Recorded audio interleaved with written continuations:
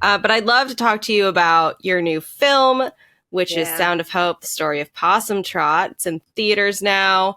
What is the movie about? Tell us about your character. Tell us all the fun stuff.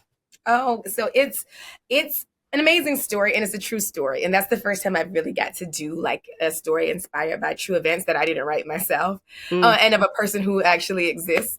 So it's a story of this rural town in Texas called Possum Trot.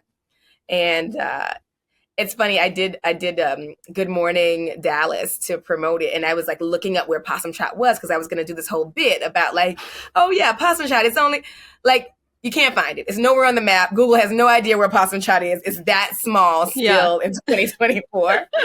And the small town of 22 families adopts 77 of the hardest to adopt kids in the foster care system, and basically wipe out the whole crisis in their town. So it's led by my sister, who's the first lady of this church, and her husband, who's the bishop of a church. And they just give the call to the community, like, we have to save these kids. So I'm the first to adopt. She was already a single mom, and she adopted 3 other kids to come into her family, which is just incredible. As a single mom, I'm like, she is so much better than me. I feel so like, I'm just, so I think it just really humbled me and made me really want to give this character so much attention and justice and authenticity. It was really important to me to capture what that spirit is that says, I am already struggling. It is already super hard, but you know what? Other people have it worse than me. I have to help. Like, such an amazing story. It's set in this small town. I'm from a small town.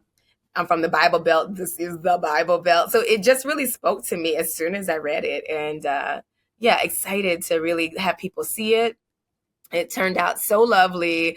I think everyone who watches it is touched. Everyone who's seen it, even my harshest critics, have just really loved the story. So I think it's inspiring. I think it's heartfelt. And I think we were really able to capture the essence of their community, of their love for each other and their faith. It sounds amazing, and it's so wild. You gotta go see it, Jillian. I know, I need to. It's so wild to me that such an inspiring and truly wild story hasn't gotten more attention over the years. Right. Well, you know what? It was big in the 90s, like in the early 2000s. So they were on Oprah. They were on Good Morning America. Walmart did a whole thing because they're in the, I don't know where you're from. I don't know if you know these rural towns I'm talking about where there's like dirt roads and no stop sign.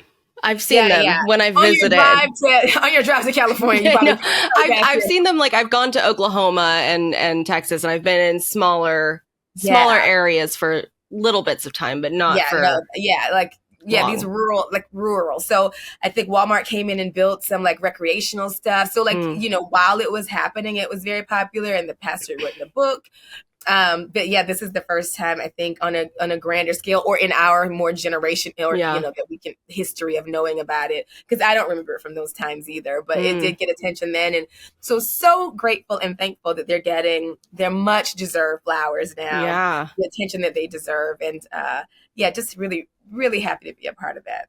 What was the filming like for this? I mean, it's a small town, so did they go to a small town, or was it built? Like, we filmed in Macon, Georgia, which is a little town but wild. Like, there's a lot of stuff going on in Macon. I was like, what's happening here?